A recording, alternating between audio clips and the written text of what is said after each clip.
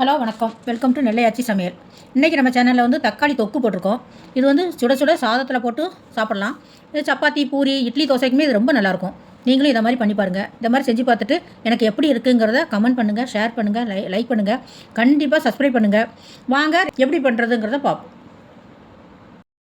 இப்போ வந்து நம்ம வந்து தக்காளி தொக்கு பண்ண போகிறோம். தக்காளி தொக்குக்கு தேவையான பொருட்கள் என்னங்கிறத பார்த்துருவோம். இந்த தக்காளி தொக்கு வந்து சாதத்தோடு போட்டு பிசைஞ்சும் சாப்பிட்லாம், சப்பாத்தி பூரிக்கும் தொட்டு சாப்பிட்டுக்கலாம். இப்போ தேவையான பொருட்கள் என்னங்கிறத பார்த்துருவோம். தக்காளி வந்து 1 கிலோ இதை மாதிரி கட் பண்ணி வச்சுக்கோங்க. 1 கிலோ தக்காளி. இது வந்து கொஞ்சம் புளி தண்ணி வந்து ஒரு ஆரஞ்சு பழ சைஸில் எவ்வளோ வேணால், ஒரு நெல்லிக்காய் சைஸில் இதை கரைச்சி வச்சுக்கோங்க கொஞ்சம் கட்டியாக. பூண்டு வந்து இதை அரைக்கிறதுக்கு ஒரு 10-15 பூண்டு உரிச்சு வச்சுக்கோங்க. இது வந்து தாளிக்கிறதுக்கு கொஞ்சம் தட்டி வச்சுக்கோங்க. இது வந்து காரத்துக்கு வந்து மிளகாய் தூள். இது வந்து நம்ம வந்து வெந்தயமும் கடுகும் வறுத்து திரிச்சு வச்சா பொடி என்கிட்ட ஏற்கனவே இருக்குது ஆல்ரெடி, அதனால் அதை போட போகிறேன். அப்படி நீங்கள் வறுக்கதாக இருந்தால் 1 ஸ்பூன் வெந்தயமும் 2 ஸ்பூன் கடுகும் போட்டு வறுத்து திரிச்சு வச்சுக்கோங்க. கருவேப்பிலை. வாங்க இப்போ நம்ம எப்படி செய்யறதுங்கிறத பார்ப்போம். இப்போ வந்து நம்ம அந்த தக்காளி இதெல்லாம் வந்து மிக்சியில் நம்ம வந்து அரைச்சிக்கிடுவோம். பெரிய மிக்சியாக எடுத்துக்கோங்க. தக்காளி கொஞ்சமாக அந்த புளித்தண்ணி விட்டுக்கோங்க.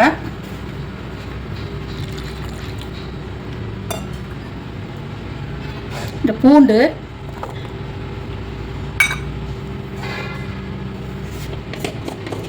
இந்த மிளகாத்தூள் ஒரு காரத்துக்கு எவ்வளவோ அவ்வளோ போட்டுக்கலாம். மிளகாய்த்தூள் வந்து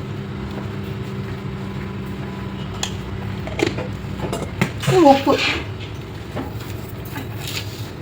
தேவையான அளவு உப்பு போட்டு தண்ணி விடாமல் அப்படியே நம்ம அரைச்சிக்கிடுவோம். நீங்கள் வந்து இந்த மாதிரி பேஸ்ட்டாக அரைச்சி வச்சுக்கோங்க. மிக்சியில் போட்டு இந்த மாதிரி பேஸ்ட்டாக அரைச்சி வச்சுட்டு இப்போ பாருங்கள் நம்ம வதக்குவோம். இப்போ ஸ்டவ் பற்ற வச்சுட்டு கடாயை வச்சுக்கோங்க. கொஞ்சம் நல்லெண்ணெய் ஊற்றிக்கோங்க. நல்லெண்ணெய் காயட்டும். இப்போ எண்ணெய் காயட்டும். நம்ம வந்து கடுகு போட்டுக்கலாம். கடுகு பொரியட்டும்.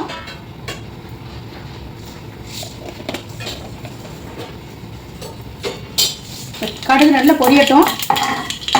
கடுகு நல்லா பொரிஞ்சதும் கருவேப்பிலை சேர்த்துக்கலாம். கருவேப்பிலை சேர்த்துட்டு பூண்டு தட்டி வச்ச பூண்டை சேர்த்துக்கோங்க.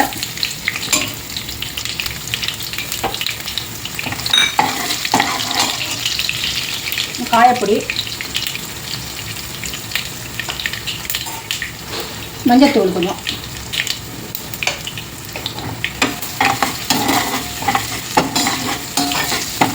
பூண்டு கொஞ்சம் ப்ரௌன் கலர் ஆகட்டும்.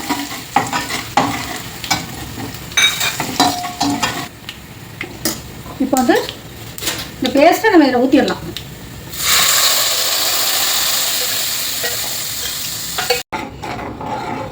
நம்ம அந்த பேஸ்ட்டை விட்டுட்டு நல்லா கிண்டி கொடுக்கணும். கிண்டி கொடுத்து இதை நல்லா சுருண்டு வரணையும் இதை வேக விடணும். மூடி வச்சிடலாம். மூடி வச்சு ஒரு 5 நிமிஷம் கழித்து கிண்டி விட்டால் போதும். இப்போ பாருங்கள், இந்த மாதிரி கொஞ்சம் இறுக்கமாக வந்திருக்கு. இப்போ இதில் வந்து நம்ம வந்து இந்த கடுகும் வெந்தயமும் பொடி பண்ணி வச்சுருக்கோம்ல, அதை கொஞ்சம் போட்டுருவோம்.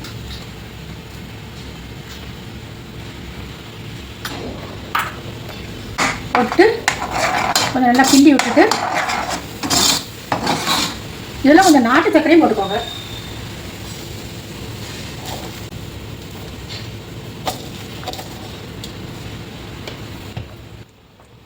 போட்டு நல்லா எண்ணெய் வரணும். கொஞ்சம் எண்ணெய் பிரிஞ்சு வந்ததே இருக்கட்டும். இப்போ வந்து நல்லா கொதிச்சு நல்லா எண்ணெய் பிரிஞ்சு வருது பாருங்க. இந்த மாதிரி அந்த சட்டியிலே ஒட்டாமல் அப்படி நல்லா எண்ணெய் பிரிஞ்சு வரணும்னு கிண்டிடுங்க. இது வந்து 1 மாதம் ஆனாலும் இந்த தொக்கு வந்து இது வந்து அப்படியே இருக்கும். தக்காளி தொக்கு வந்து மோர் சாதத்துக்கு, சப்பாத்திக்கு வச்சு சாப்பிட்றதுக்கு ரொம்ப சூப்பராக இருக்கும். நல்லா சட்டியிலே ஒட்டாமல் வரணும்னு கிண்டிடுங்க. எண்ணெய் பிரிஞ்சு வரணும். இப்போ பாருங்கள், தக்காளி தொக்கு ரெடி ஆயிடுச்சு. இது வந்து சுட சுட சாதத்தோடு போட்டு சாப்பிடவும், சப்பாத்தி பூரியோட சாப்பிடவுமே ரொம்ப நல்லாயிருக்கும். நீங்களும் உங்கள் வீட்டில் இதை மாதிரி பண்ணி பாருங்கள். பண்ணி பார்த்துட்டு எனக்கு எப்படி இருக்குங்கிறத கமெண்ட் பண்ணுங்கள், ஷேர் பண்ணுங்கள், சப்ஸ்கிரைப் பண்ணுங்கள். வாங்க, நான் அடுத்த வீடியோவில் உங்களை நான் சந்திக்கிறேன். நன்றி, வணக்கம்.